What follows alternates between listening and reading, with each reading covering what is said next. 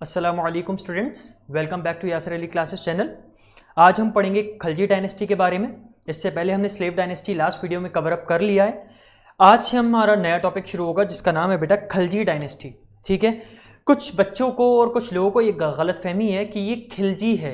बेटा लफ्ज़ खिलजी नहीं है, लफ्ज़ खलजी है। ठीक है, इसका सही तलफ़्फ़ुज़ खलजी है, सही प्रोनाउंसिएशन बेटा खलजी है, खिलजी नहीं है। ठीक है, तो सबसे पहले इस डायनेस्टी के फाउंडर की बात करेंगे।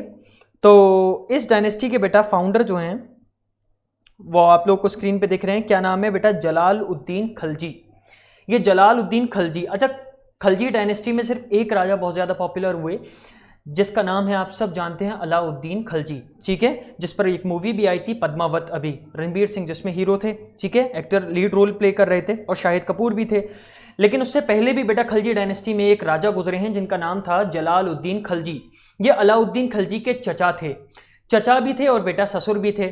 जलाल उद्दीन खलजी की बेटी की शादी अलाउद्दीन खलजी से हुई थी। ठीक है, और बहुत ही ज़्यादा अच्छे कमांडर थे अलाउद्दीन खलजी। इनके वो बहुत ही ज़्यादा ट्रस्टवर्दी कमांडर थे। लेकिन अफसोस के जलालुद्दीन खलजी को मारने वाले शख्स भी अलाउद्दीन खलजी ही थे। खैर, अब हम जलालुद्दीन खलजी की बात करते हैं। तो सबसे पहली चीज़ कि इन्होंने जो थ्रोन असेंड किया, मतलब इन्होंने जब दिल्ली सल्तनत पर ये काबिज हुए उस वक्त इनकी उम्र थी बेटा 70 साल, 70 ईयर्स।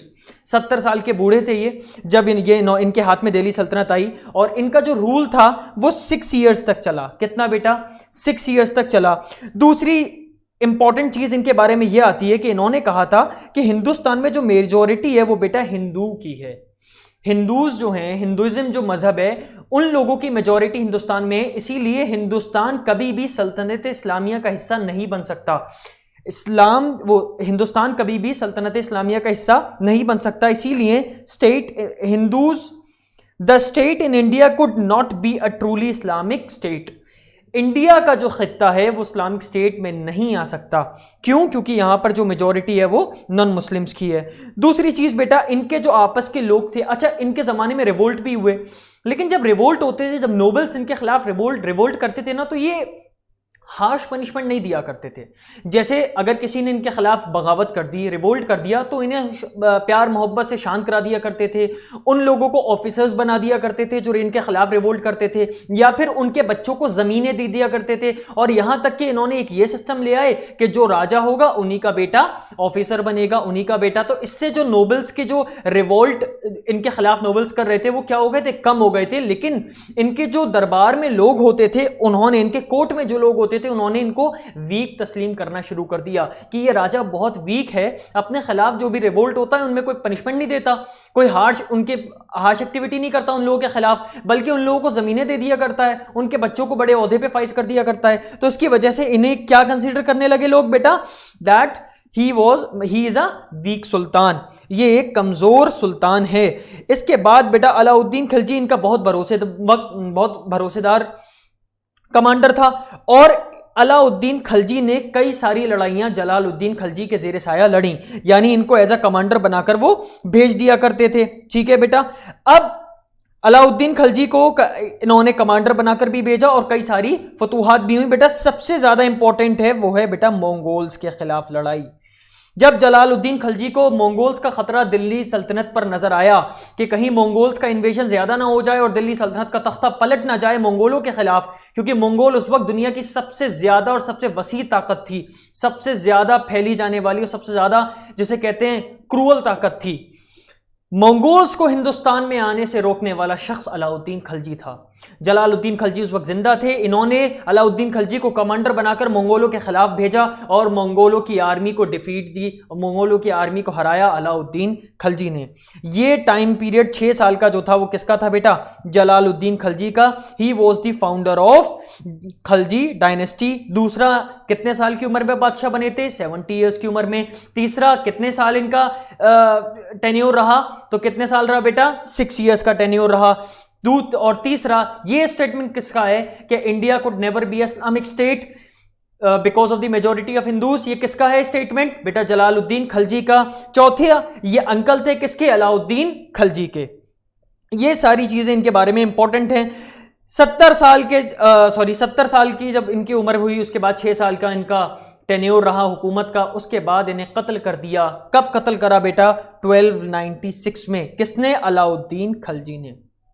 और ये कहा कि बूढ़े लोग सल्तनत को अब नहीं चला सकते, इसीलिए आप सल्तनत से हट जाएं, और फिर इसने उन्हें कत्ल करवाया, और कत्ल करवा कर बेटा 1296 में खुद बादशाह बना। इसका नाम क्या है? अलाउद्दीन खलजी। बेटा दोनों एस्पेक्ट मौजूद हैं, इसकी ज़िंदगी के पॉजिटिव एस्पेक्ट भी हमें मिलते हैं, नेगेटिव एस्पेक्ट भी हमें मिलते हैं, लेकिन इंडिया में कुछ इस तरह से इनको पोर्ट्रे किया जाता है, और इंडियन फिल्म्स में खासकर, कि इनका ज़िंदगी में कोई पॉजिटिव रोल था ही नहीं, जबकि ऐसा नहीं है बेटा। इनकी ज़िंदगी में नेगेटिव रोल तो हर किसी की ज़िंदगी में दो एस्पेक्ट होके, नेगेटिव एस्पेक्ट भी होता है, पॉजिटिव एस्पेक्ट भी होता है, तो इनकी ज़िंदगी में भी दोनों एस्पेक्ट रहे हैं। मैं इनको ना पूरी तरह से सही मानता हूं, ना मैं इन्हें पूरी ही तरह से बिल्कुल जल्लाद टाइप समझता हूं, ठीक है, क्योंकि आवाम के लिए इन्होंने बहुत कुछ ऐसा किया था जो आज हिस्ट्री हमें नहीं बता, जो आज लोग हमें नहीं बताते, लेकिन हिस्ट्री हमें बताती है, ठीक है बेटा। नेक्स्ट हम अलाउद्दीन खलजी के बारे में बात करते हैं। तो मैं आपको बता चुका हूं कि जलालुद्दीन खलजी का नेफ्यू भी था और सन इन लॉ भी था, ठीक है। अब नीचे आएंगे तो ये बेटा आरिज़े ममालिक भी था, यानी मिनिस्टर ऑफ वॉर। वॉर में वॉर का सबसे बड़ा कमांडर कौन था बेटा? जलालुद्दीन खलजी की आर्मी में अलाउद्दीन खलजी था। फिर 1296 में इन्होंने मर्डर कर दिया अपने फादर इन लॉ का, जलालुद्दीन खलजी का, और crowned himself as the sultan, और फिर तख्तनशी हुए, दिल्ली के सुल्तान बन गए। फिर इन्होंने जो बालबन की पॉलिसीज थी, बालबन कौन बेटा? स्लेव डायनेस्टी का जो किंग था, जिनके बारे में मैंने आपको बताया था, पाइबोज और सजदा जिसने इन्वेंट किया था, उसकी कई सारी पॉलिसीज थी, जो नोबल को खत्म किया, जिसने नोबिलिटी को खत्म किया था, उस बालबन की पॉलिसीज को इन्होंने दोबारा रिवाइव किया, दोबारा अपनाया, और दोबारा कुछ उसमें रद्दोबदल की। जलालुद्दीन खलजी के बारे में मैं आपको बता चुका हूं, नोबल्स को बहुत ज्यादा दे दिया करता था, जो रिवोल्ट होता था उसको भी शांत करने के लिए जमीनें दे दिया करता था, उनके बच्चों को बड़े ओहदे पर फाइज कर दिया करता था। लेकिन अलाउद्दीन खलजी इसके जस्ट अपोजिट था। अगर उसके खिलाफ कोई भी रिवोल्ट करता था तो वो बहुत हार्श पनिशमेंट देता था, हत्ता कि फिर किसी दूसरे को उसके खिलाफ बगावत करने की हिम्मत और जुर्रत नहीं हुआ करती थी। यहां पर हम अलाउद्दीन खलजी की जब हम बात करेंगे तो सबसे बड़ी बात, इसने नोबल्स का और उलमा का इंटरफेयर बेटा बिल्कुल खत्म कर दिया। उलमा का और नोबल्स का इंटरफेयर खत्म कर दिया तो इसका मतलब क्या हुआ? सबसे पहले अगर उलमा का इंटरफेयर खत्म किया तो इस पर एक बात कही जाती है उलमा का इंटरफेयर खत्म करने की, और वो ये कही जाती है बेटा कि first Turkish sultan of Delhi who separated religion from politics. ये फर्स्ट सुल्तान था जिसने अलग अलग किया, किसको? रिलीजन को और पॉलिटिक्स को। इसने कहा religion has nothing to do with politics, religion वाले उलमा अपना काम करें और पॉलिटिक्स का, स्टेट का काम आप मुझे संभालने दें, मैं करूंगा, ठीक है। ये नहीं कि हर बात में उलमा अपनी राय दे रहे हैं, कारी अपनी राय दे रहे हैं, काजी आके अपनी राय दे रहे हैं, ऐसा नहीं। रिलीजन एक अलग चीज है, पॉलिटिक्स एक अलग चीज है, स्टेट एक अलग चीज है, रिलीजन एक अलग चीज है। जिस मामले में रिलीजन की दखलंदाजी होगी हम बिल्कुल उस चीज को, फैसले को तस्लीम करेंगे, लेकिन स्टेट के मामले में, मिलिट्री के मामले में, मार्केट पॉलिसी के बारे में, इसमें हम उलमा की नहीं सुनेंगे। तो इसने पॉलिटिक्स को और रिलीजन को अलग कर दिया। ये पहला ऐसा टर्किश सुल्तान था, ठीक है बेटा। दूसरा, फिर मैंने आपको एक तो उलमा के बारे में बताया, दूसरा आपको बताया नोबल्स के बारे में। तो नोबल्स के बारे में यहां पर मैंने आपको बताया कि बेटा 4 चीजें इसने पहचानी कि 4 चीजें गलत हुई। ये बेटा बरानी या बर्नी कह सकते हैं, अकॉर्डिंग टू बर्नी एक ऑथर है जिसने लिखी बेटा तारीख फिरोज शाही। इंपॉर्टेंट है, बहुत इंपॉर्टेंट है, आप लोग नोट कर लें, यहां पर लिख दे रहा हूं मैं इंपॉर्टेंट, कि तारीख फिरोज शाही किसने लिखी? तो बेटा इसके ऑथर कौन थे? बर्नी, ठीक है। अब यहां पर इन्होंने 4 चीजें मेन लिखी हैं और उनको पॉइंट आउट किया है कि वो 4 चीजें कौन कौन सी थी जिन पर अलाउद्दीन खलजी ने साफ और अच्छे तरीके से काम किया। तो बेटा पहला, the inefficiency of spy system. जो जासूसों का निजाम था वो बहुत गड़बड़ा गया था। जासूस का मतलब, स्पाई का मतलब बेटा अपने जासूस लोगों में, मार्केट में और दूसरे लोगों की, जो सल्तनत आपके जेरे साया आती है, जो लोग, जो राजा आपको सरेंडर कर चुके हैं, उन जगहों पर रख दिए जाते थे ताकि कहीं से रिवोल्ट ना हो, कहीं से इनके खिलाफ बातें ना की जाएं। इस तरह की चीजों को अवॉइड करने के लिए जासूसी निजाम बनाया गया था बेटा, ताकि आवाम हमारे बारे में क्या सोचती है, मार्केट वाले हमारे बारे में क्या सोचते हैं और सोल्जर्स हमारे बारे में क्या सोचते हैं। तो ये जो जासूसी का निजाम था ये पूरा गड़बड़ा गया था। इसको दोबारा से रिवाइव किया किसने? अलाउद्दीन खलजी ने। दूसरा बेटा इसने सोचा कि the general practices of of the use of wines यानी शराब पर प्रोहिबिशन लगा दिया इसने। बेटा शराब के साथ साथ इसने इंटॉक्सिकेंट्स, हर तरह के इंटॉक्सिकेंट्स, नशेदार चीजें, उस पर बैन लगा दिया। दूसरा फिर बेटा गैम्बलिंग, जुए पर इसने बैन लगा दिया कि मेरी सल्तनत में ना तो कोई जुआ खेलेगा, ना कोई शराब पिएगा, ना कोई और नशेदार चीजों को इस्तेमाल करेगा। ठीक है बेटा।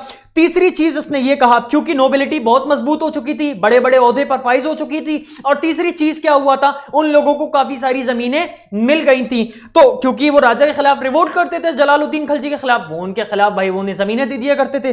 लेकिन अलाउद्दीन खिलजी ने आकर तीसरा स्टेप क्या लिया, social intercourse among the nobles and inter marriages between them, यानी नोबल्स आपस में शादी नहीं करेंगे, अगर करनी है तो उन्हें राजा की परमिशन लेनी पड़ेगी, अगर राजा उन्हें परमिशन ग्रांट करता है तभी वो आपस में शादियां कर सकते हैं, वरना नोबल्स लोग आपस में शादी नहीं कर सकते। इससे क्या होगा, एक नोबेल लड़का, दूसरे नोबेल लड़की, फिर जो लड़का पैदा होगा वो फिर से नोबल्स, फिर से, इस तरह नोबेलों की जो तादाद है वो बहुत ज्यादा बढ़ती चली जाएगी। चौथा बेटा the excess wealth and position of certain nobles, कुछ लोगों, कुछ नोबल्स के पास बहुत ज्यादा जमीनें थी, क्योंकि जलालुद्दीन खिलजी ने उन्हें दे रखी थी बहुत ज्यादा जमीनें, इसने उन जमीनों पर टैक्स लेना शुरू कर दिया और यह कहा आपके पास जितनी ज्यादा जमीनें होंगी हम उतने ज्यादा टैक्स लेंगे। तो जिसकी वजह से लोगों ने जमीनें छोड़ना शुरू कर दी और नोबल्स से जो जमीनों का पोजीशन था वो वापस किसके पास चला गया, किंग के पास चला गया। तो नोबल से जमीनें भी ले ली गई, मैरिज करने की भी उन्हें अपनी जरिए से इजाजत नहीं थी, जिसकी वजह से नोबल्स का जो कंट्रोल था पूरी सल्तनत में वो क्या हो गया, वीक हो गया। ठीक है, ये चार मेन स्टेप अलाउद्दीन खिलजी ने अपने टाइम में लिए बेटा। ठीक है बेटा, अब ये चार स्टेप मैंने इसी में कवर कर दिए। Families that had been enjoyed free land to support themselves should pay land tax for their holdings. आप जो जमीन को होल्ड किए हुए हो, कब्जा किए हुए, उसको आपको क्या देना है, इस पर टैक्स देना है। ठीक है, the excess of wealth owned by some people, जो लोगों ने इजाफी कब्जा कर रखा था जमीनों पर, वो भी वापस किसके पास चली जाएंगी, सल्तनत के पास चली जाएंगी। Sultan reorganise the spy system and took measure make it more effective, ताकि स्पाई सिस्टम वो इफेक्टिव और एफिशिएंट काम करे। तो इसको क्या किया गया, दोबारा रीऑर्गेनाइज किया गया जासूसी निजाम को। The usages of liquor and intoxicants were prohibited, जितने भी शराबी और नशेड़ी पदार्थ थे उन सबको क्या कर दिया गया, प्रोहिबिट कर दिया गया। The nobles was order to not to have social gathering और इंटरमैरिजेस विदाउट हिज परमिशन। ये नहीं नोबेल एक खड़ा हो गया अपने खानदान में तमाम लोगों को जमा कर दिया, तकरीरें कर रहे हैं, इससे रिवोल्ट होने की जो आशंका है वो बढ़ जाती है। इसीलिए इन्होंने क्या कहा कि इस चीज को हम क्या करते हैं, आपको परमिशन देते हैं तभी आप ये काम कर सकते हो, गैदरिंग कर सकते हो अपनी नोबल्स को बुलाकर, वरना आप ऐसा नहीं कर सकते। अब बेटा market regulations of Alauddin Khilji, अब अलाउद्दीन खिलजी की मार्केट रिफॉर्म्स क्या थे बेटा, बड़े जबरदस्त मार्केट रिफॉर्म्स थे, और ऐसा ये पहला राजा था जिसने इस तरह के मार्केट रिफॉर्म्स करे जो आज भी हमारे फाइनेंस मिनिस्टर्स वगैरह जो हैं वो इसको फॉलो करते हैं। लेकिन अजीब बात यह है कि हिस्ट्री हमने नहीं पढ़ी, सिर्फ वो हिस्ट्री हमने जानते हैं जो फिल्में हमें, हमारे जो स्टोरीज हमें पोर्ट्रे कराई गई और इन शख्सियात को जैसा फिल्मों में दिखाया गया सेम वही, कि भाई एक जल्लाद टाइप हैं जिन पर दिमाग नहीं। याद रखिए बेटा, जल्लाद आदमी या बना दिमाग का आदमी इस तरह की पॉलिसीज नहीं बना सकता, और अगर बनाता है तो वो अपनी सल्तनत को इस तरह से और इस वसी पैमाने पे एक्सपेंड नहीं कर सकता, क्योंकि एक जाहिल कभी एक दिमाग वाले पर फौकियत नहीं रखता, हमेशा दिमाग वाले लोग जाहिलों पर फौकियत रखते हैं। ये बात आप लोग याद रखें। Next, market regulations of Alauddin Khilji. Alauddin Khilji के मार्केट रिफॉर्म्स क्या थे। अब बेटा इसने सबसे बड़ी बात क्या की, मार्केट रिफॉर्म्स में जब हम बात करते हैं तो उसने अलग अलग मंडियां बना दी कि जनाब ये जो है ये सब्जी मंडी होगी, ये गोश्त की मंडी होगी, और ये जो है वो गल्ला मंडी होगी। इसमें ये इस तरह के सामान बिकेंगे, इस मंडी में इस तरह के सामान बिकेंगे, इस मंडी में इस तरह के सामान बिकेंगे। अब इनका फायदा क्या हुआ बेटा, तो इनका फायदा ये हुआ कि इन मंडियों में जो सामान आप बेच रहे हैं वो फिर इस मंडी के बाहर नहीं बेच सकते। अगर इस मंडी के बाहर गोश्त की मंडी है, अगर गोश्त की मंडी के बाहर गोश्त बिकता हुआ पाया गया उसको सजा मिलेगी, सब्जी की मंडी है, सब्जी की मंडी के बाहर अगर गोश्त सब्जी मिलती हुई पाई गई तो उसको सजा मिलेगी। तो इस तरह से फायदा क्या हुआ कि एक तो मंडियों में जो खरीदो फरोख्त थी उसको बढ़ावा मिला, दूसरी चीज क्या हुई, दूसरी चीज ये हुई, इसने जो मार्केट इकोनॉमिक पॉलिसी थी उसको किस तरह इंप्लीमेंट किया कि भाई सब्जी से लेकर सुई से लेकर बैल तक, सुई से लेकर भैंस तक, यानी सुई से लेकर गोश्त तक, सारी की सारी चीजों के जो रेट्स थे इसने उसको खुद मुकर्रर किया, खुद सारी चीजों के रेट्स इसने जो है वो डील किए। और एक बात और बताऊं, कमांडर किसी और के हाथ में था, फाइनेंस का निजाम किसी और के हाथ में था, एग्रीकल्चर का निजाम इसके जमाने में किसी और के हाथ में था, लेकिन जो ये था वजारत जो तिजारत का मामला था, जो खरीदो फरोख्त का मामला था, जो मार्केट पॉलिसी थी, इस पूरी की पूरी पॉलिसी अलाउद्दीन खलजी खुद देखता था और दिन में 3 मरतबा जाकर इनका मुआयना करता था। और यहां तक कि इन्होंने अपनी मंडियों पर एक जगह भी बना रखी थी कि अगर इस मंडी में कुछ ऐसा हुआ, किसी ने लोगों जितना मैंने मुकर्रर किया है उससे ज्यादा बेचा, अगर उस जैसे इन्होंने मुकर्रर किया टमाटर 20 रुपए किलो, किसी ने 21 रुपए भी बेचे तो वहां पर एक जगह बनी हुई थी जहां पर उसको सजा दी जाती थी, जिसकी वजह से और लोग इबरत हासिल करते थे और फिर चीजें महंगी नहीं होने देते थे बल्कि चीजें कम पर बेची जाती थी। ये इसकी इकोनॉमिक पॉलिसी थी। ठीक है बेटा, नेक्स्ट बेटा, बहुत ज्यादा इसने मुनहियंस यानी सीक्रेट स्पाइसेस, जासूसी निजाम अलाउद्दीन खलजी का सबसे अच्छा था। बेटा याद रखना, जिस रूलर का जासूसी निजाम सबसे अच्छा होगा वही रूलर अपने कदम ज्यादा टाइम तक और ज्यादा दूर तक जमा सकता है। अगर आप हिस्ट्री उठा के देखें रोमन एम्पायर की, पर्शियन एम्पायर की, तो आप देखें, या इस्लामिक एम्पायर की, तो आप देखेंगे कि एक चीज जो अनबीटेबल होती थी और जो उन्हें एक्सपेंशन करते चले जाते थे, जो उन्हें किसी चीज जो जिससे वो नहीं रुकते थे, तो वो बेटा जासूसी निजाम था। आगे कितनी फौज है, कौन सा किला है, दीवार कौन सी कमजोर है या कितना मजबूत है, या उसमें कितना खाने पीने का सामान है, आप उसके इर्द गिर्द मुहासरा कर सकते हैं या नहीं कर सकते, ये सब कौन बताता था? जासूस बताते थे, जिसकी वजह से राजा या जो सुल्तान है वो अपने तमाम इकदाम लिया करता था, तमाम स्टेप्स लिया करता था। तो जासूसी निजाम सुल्तान का बड़ा जबरदस्त था, चाहे वो मार्केट की बात की जाए या वो सल्तनत की बात की जाए। दूसरा बेटा, अब हॉर्सेस की बात की जाए तो एक बात बेटा याद रखो, इसने हॉर्सेस पे बड़ा ध्यान दिया था। अब इसकी जो आर्मी पर एक्सपेंशन आर्मी का बहुत अच्छा किया। एक हमें मिलता है कि 4,50,000 सोल्जर्स इसने बनाए थे और उन सोल्जर्स को तैयार किया था। और ये पहला ऐसी आर्मी थी जो पेड आर्मी थी बेटा। अभी आप ये देखें, ये पहला ऐसा निजाम था जो ये पहला ऐसा सुल्तान था जिसने 4,50,000 की आर्मी बनाई ताकि वो मंगोल से लड़े, मंगोल से डील करे। और यहां तक कि उन 4,50,000 आर्मी की सैलरी भी ये खुद दिया करता था। अभी तक जो राजा थे, जो सुल्तान थे, वो सैलरीज नहीं दिया करते थे, बस उनको पाला करते थे, उनकी बीवी बच्चों को पाला करते थे, खाने पीने का खर्चा दिया करते थे और इजाफी सामान भिजवाया करते थे, या कहीं पर हमला करके जो माल मिलता था उसको तकसीम करते थे तो आर्मी वाले मिल जाते, आर्मी को मिल जाया करता था। लेकिन इसने, ये सुल्तान ऐसा था जिसने 4,50,000 की फौज खड़ी करी और खड़ी करने के बाद उन तमाम लोगों की सैलरीज भी मुतय्यन करी। ठीक है बेटा, अब तीसरी चीज बेटा हम यहां पर बढ़ेंगे कि टेरिटोरियल एक्सपेंशन इसका कैसा था। तो नॉर्थ की जब हम बात करें तो नॉर्थ में एक बहुत बड़ा स्टेट है बेटा जिसको हम बोलते हैं गुजरात। गुजरात एक बहुत बड़ा स्टेट था उस जमाने में। क्यों बड़ा स्टेट था? क्योंकि बेटा अरब लोगों से जितना भी तिजारत हुआ करता था, तिजारत से मतलब क्या होता है, बिजनेस हुआ करता है, वो गुजरात पोर्ट पर हुआ करता था। और आज भी अगर आप देखें तो सबसे बड़ा जो ये वाला रीजन है गुजरात का है। सबसे ज्यादा समुद्री हिस्सा किसके पास है, कौन से स्टेट के पास है बेटा? गुजरात के पास है। तो सबसे मशहूर पोर्ट भी कहां के हैं बेटा? गुजरात के हैं। अलाउद्दीन खलजी ने सोचा कि अगर गुजरात के पोर्ट्स मुझे मिल जाएं तो मैं अरबी घोड़ा, बेटा अरबी नस्ल घोड़ा ये बड़ा मशहूर है, अरबी घोड़े बड़े जबरदस्त होते हैं। तो इसने सोचा कि अगर मैं गुजरात का एक्सपेंशन कर लूं, जैसे आप लोगों को मैं समझाऊं कि ये हमारा इंडिया है, तो ये जो हिस्सा है गुजरात का है, फिर ये पाकिस्तान है, ये ईरान, तो इस तरह से ये अरब है। तो यहां से अगर अरब अपने घोड़े भिजवाएंगे तो गुजरात भिजवाएंगे, गुजरात के पोर्ट पर। तो अगर मैं ये गुजरात कब्जा कर लूं तो मेरे घोड़े जो हैं वो आर्मी के लिए अरब से आसानी से आ सकते हैं। तो इसने गुजरात को सबसे पहले कब्जा किया। गुजरात में बेटा इसने अपने 2 जनरल भेजे, जिन जनरल का नाम था बेटा उलुग खान और नुसरत खान। इन लोगों ने गुजरात पर मार्च किया और रूलर पर जाहिर सी बात है इन लोगों के सामने नहीं टिक सका, और फिर जो है गुजरात जो किसके कंट्रोल में आ गया बेटा, दिल्ली के कंट्रोल में आ गया। यहां से बहुत सारा माल सोमनाथ मंदिर से भी मिला अलाउद्दीन खलजी को, और फिर इनका ट्रेडिंग का रास्ता जो था अरब से गुजरात का वो भी खुल गया। ठीक है, फिर मंगोल्स का हिंदुस्तान पर जब बड़ा खदशा, अब बेटा एक और फोर्ट था बहुत ज्यादा अच्छा फोर्ट और बहुत बड़ा, आज भी अब अगर आप देखेंगे तो उसके खंडरात, उसकी वसीओ अरीज दीवारों के सुतून बयान करते हैं।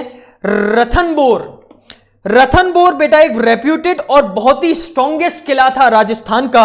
इसको जलालुद्दीन खलजी को फतेह करना था, और फिर जलालुद्दीन खलजी ने इसको फतेह भी किया, लेकिन इसमें इनका एक जो जनरल था जिसका नाम था बेटा नुसरत खान, वो मारा गया। और finally Alauddin himself had to come on the battlefield. Alauddin Khalji खुद आए और खुद इस किले को नेस्तो नाबूद किया और खुद इस किले पर काबिज हुए। उसके बाद बेटा इन्होंने चित्तौड़ पर, अब चित्तौड़ का मामला बड़ा कॉन्ट्रडिक्टरी है। कुछ लोग कहते हैं कि चित्तौड़ की रानी पद्मावती थी, जिनको देखकर, जिनका हुस्न जमाल बहुत बड़ा खूबसूरत था, जिनको देखकर अलाउद्दीन खलजी ने चित्तौड़ पर चढ़ाई करी। और कुछ लोग ऐसे हैं, अच्छा इस बात को सबसे पहले जो कहने वाले शख्स थे वो थे मलिक मोहम्मद जयसी। पद्मावती रानी को की वजह से चित्तौड़ पर हमला किया, इस बात को सबसे पहले कहने वाले बेटा मलिक मोहम्मद जैसी नाम के शख्स थे, जिन्होंने पद्मावत लिखी। ठीक है, और ये जो उन्होंने लिखी, ये भी आपको जान के हैरानी होगी कि ये पद्मावत जो लिखी गई और उसमें ये जो वाकया नकल किया गया सबसे पहले, ये 200 साल के बाद नकल किया गया है। और जबकि कुछ स्कॉलर्स ऐसे हैं जो सिरे से इस चीज को मानते ही नहीं कि नहीं ऐसा कुछ नहीं था। सबसे पहले उसने गुजरात को लिया, फिर राजस्थान को लेना चाह रहा था, रतनबोर को लिया, और उसके बाद अल्टीमेटली चित्तौड़ उसका निशाना था। और चित्तौड़ के बाद मंगोल्स, क्योंकि दिल्ली में खतरा मंगोल्स का बढ़ गया, इसलिए वो वापस दिल्ली चला गया। कुछ लोग ये मानते हैं, लेकिन कुछ लोग पद्मावत वाली कहानी मानते हैं। दोनों में से आपको जो पसंद आए या जिसके फैक्ट आपको ज्यादा मजबूत लगे, आप उसको देखें। मैं इस कॉन्ट्राडिक्टरी मामले में अपना वर्डिक्ट या अपना व्यू कुछ भी नहीं देता। ठीक है, उसके बाद बेटा चित्तौड़ का किला भी इनके हाथ में आया, और चित्तौड़ पर भी सुल्तान अलाउद्दीन खलजी आए। लेकिन उसके बाद चित्तौड़ का नाम बेटा खिजराबाद रखा गया। क्यों? क्योंकि सुल्तान के एक बेटे का नाम था खिजर खान, इसीलिए उनका नाम क्या रखा गया, खिजरा खान। लेकिन उन्हें वापस फौरन अलाउद्दीन खलजी को जाना पड़ा दिल्ली। क्यों? क्योंकि मंगोल्स की आर्मी दिल्ली की तरफ बढ़ने लगी थी। सॉरी, यहां तक आपको बात समझ में आई?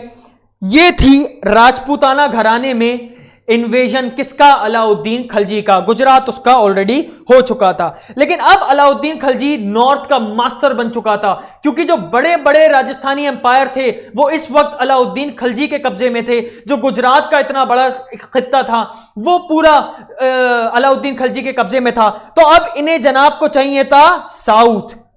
हजारों ख्वाहिशें ऐसी कि हर ख्वाहिश पे दम निकले, बहुत निकले मेरे अरमा मगर फिर भी कम निकले। तो अब इन जनाब को साउथ चाहिए था। मंगोल्स को हरा दिया, गुजरात ले लिया, दिल्ली तक आपकी हुकूमत पहले से ही है, बिहार बंगाल इल्तुतमिश के जमाने में आपके पास आ चुका है। अब इन्हें चाहिए साउथ। तो साउथ की तरफ इन्होंने फिर अपना एक कमांडर, जिसका नाम था सबसे सक्सेसफुल कमांडर जिसको मैं कहूंगा, और सबसे ज्यादा ट्रस्टवर्दी कमांडर जिसका नाम था बेटा मलिक काफूर।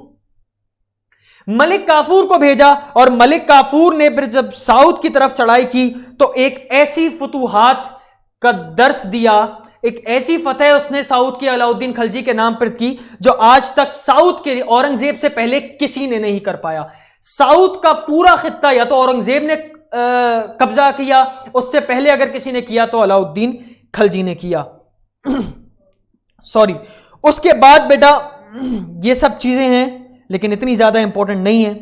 अब हम लास्ट में बात करेंगे कि साउथ का जो एक्सपेडिशन था वो अगेंस्ट किसके हुआ बेटा, प्रताप रुद्रदेवा के, जो वरंगल था। वरंगल आज के जमाने में बेटा तेलंगाना को कहते हैं। जो आज के जमाने में तेलंगाना है, आप सोच सकते हैं कि कहां तक अलाउद्दीन खलजी ने साउथ में अपना एम्पायर पहुंचाया और दिल्ली सल्तनत का नाम बढ़ाया।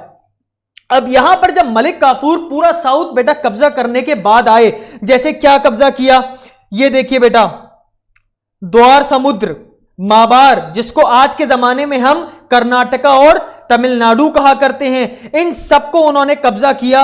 अब यहां से कब्जा करके जब मलिक काफूर वापस लौटे तो आप देख सकते हैं कि क्या क्या मलिक काफूर के पास था बेटा। 512 एलिफेंट्स, 500 हाथी बेटा। 500 हाथी का मतलब अगर मैं आपको बताऊं कि जब पर्शियन एम्पायर ने अपनी लास्ट जंग लड़ी, यजगर्द ने जब अपनी आखिरी जंग में अपने हाथी झोंके, तो उस हाथी की तादाद भी सिर्फ 100 थी। यानी पर्शियन एम्पायर जब हाथियों को लेकर आया तो उनकी तादाद 100 या 140 थी, जो मुस्लिम एम्पायर के खिलाफ लेकर आए थे। और मुसलमानों के पास एक भी हाथी नहीं था। और यहां पर मलिक काफूर अकेला जो दिल्ली सल्तनत को लेकर जा रहा है, उसकी तादाद हाथियों की कितनी है? 512। 7000 हॉर्सेज, 500 मैन और प्रीशियस स्टोन्स, ये सारी चीजें मलिक काफूर जब लेकर आए तो उन्हें एक टाइटल मिला जिसका नाम था बेटा नाइब मलिक ऑफ एम्पायर। नाइब मैं आपको कल बता चुका हूं बेटा, सॉरी ई आएगा, नाइब मैं आपको बता चुका हूं। नाइब का मतलब बेटा वॉइस रॉय, ठीक है, सज्जादा, ठीक है। अब Malik Kafur continue to maintain control over the Deccan kingdoms. Deccan kingdoms आपको नजर आ रहा है, ये लीजिए, ठीक है। फिर सारा कंट्रोल किसके? मलिक काफूर के अंडर में चला गया। अब यहां पर हम बात करेंगे मलिक काफूर के पहले, फिर जब अलाउद्दीन खिलजी का इंतकाल कब हुआ? 1316 में। उसके बाद मलिक काफूर बैठे। मलिक काफूर के बाद बेटा कुतुबुद्दीन मुबारक शाह बैठे, और कुतुबुद्दीन मुबारक शाह के बाद एक जंग हुई, फिर खुसरो बैठे। Khusro was the last king, ये देखो खुसरो है, he was the last king of Khilji dynasty. Khusro बैठे, और बेटा खुसरो के बाद ये थ्रोन दिल्ली सल्तनत का गयासुद्दीन तुगलक के हाथ में आया, और फिर तुगलक डायनेस्टी मार्ज वजूद में आई, जिसकी बात हम कल करेंगे। अलाउद्दीन खिलजी के बारे में एक चीज बेटा और जो बहुत मशहूर है, इनका बेटा आर्किटेक्चरल स्ट्रक्चर।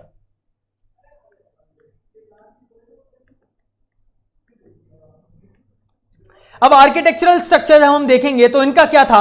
सबसे पहले तो इन्होंने अलाई दरवाजा बनाया, जो बेटा बहुत इंपॉर्टेंट है आप लोगों के कोर्स के हिसाब से। अलाई दरवाजा क्या है बेटा? Entrance door of Qutub Minar.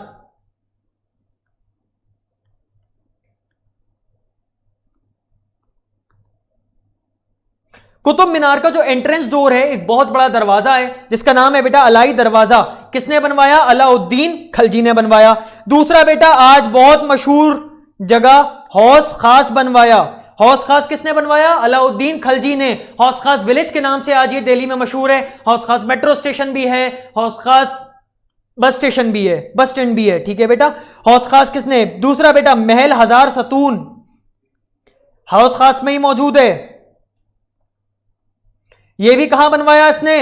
हौस खास में बनवाया। अच्छा, ये पूरा इलाका बेटा मेहरौली के ही इर्द गिर्द आता है, ये मैं आपको बता दूं। अगर आज भी आप दिल्ली जाएंगे तो हौस खास मेहरौली से ज्यादा दूर नहीं है। तीसरी मैं आपको बात बताऊं, जमियत खाना मॉस्क।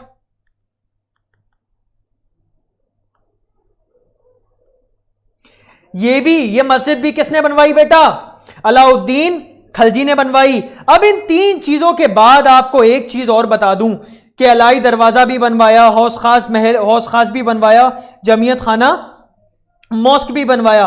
अच्छा, इसका एक स्टेटमेंट था जलालुद्दीन खिलजी ने, मैंने आपको बताया कि नोबल्स के ही बच्चों को ऑफिसर्स बनाया। इसने जस्ट ऑपोजिट एक सिस्टम दिया और एक स्टेटमेंट दिया जो कि बहुत अच्छा, और आज भी इसको हम लोगों को अप्लाई करना चाहिए। वो सबसे पहले राजा देने वाला यही था, किंगशिप नोज नो किंगशिप।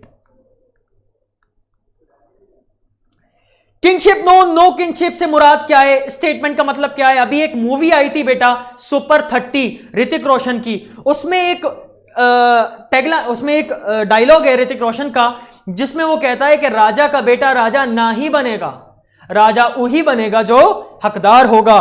तो यही इसने कहा कि राजघराने के रिलेशनशिप से राजघराने का कोई भी मतलब नहीं रहना चाहिए। राजा का बेटा राजा नहीं बनेगा, राजा का भतीजा राजा नहीं बनेगा, राजा वो बनेगा जो राजा बनने लायक होगा, जिसमें राजा बनने की सारी सलाहियतें मौजूद होंगी। तो किंगशिप नो किंगशिप, राजा का बेटा राजा नहीं बनेगा, राजा वही बनेगा जो हकदार होगा। ठीक है बेटा। उसके बाद इसने एक चीज और, इलिटरेट था, पढ़ा लिखा नहीं था, अकबर की तरह था, पढ़ा लिखा नहीं था लेकिन बेटा पैट्रियोटिक था बहुत ज्यादा। इसके दरबार में 2 पोइट थे,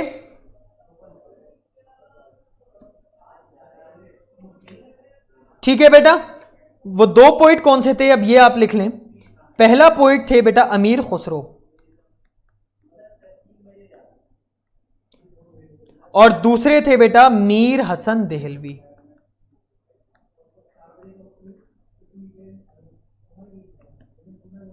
ये 2 पोइट्स इसके दरबार में रहते थे और ये 2 पोइट्स की बड़ी इज्जत करता था। दोनों का नाम मैंने आपको बता दिया, एक अमीर खुसरो और एक मीर हसन देहलवी। ठीक है। अब बेटा अमीर खुसरो के बारे में काफ़ी ज़्यादा हम लोग को पढ़ना है, लेकिन वो मैं आपको सूफी मूवमेंट के बारे में पढ़ाऊंगा जब ख्वाजा निज़ामुद्दीन औलिया का चैप्टर शुरू होगा। यहाँ पर आपकी खिलजी डायनेस्टी बेटा एंड हो जाती है। खिलजी डायनेस्टी के लास्ट किंग मैंने आपको बता दिया। लास्ट किंग कौन सा है बेटा, खुसरो, जो कि किसके थ्रू मारा गया, गयाजुद्दीन तुगलक के। और फिर गयाजुद्दीन तुगलक ने अपनी एक अलग डायनेस्टी बनाई जिसका नाम था तुगलक डायनेस्टी। इंशाल्लाह नेक्स्ट वीडियो में हम पूरी तुगलक और सईद डायनेस्टी को कवर अप करेंगे। आपसे मिलते हैं इंशाल्लाह नेक्स्ट वीडियो के बाद। Please do comment, do subscribe, do share. ठीक है, थैंक यू।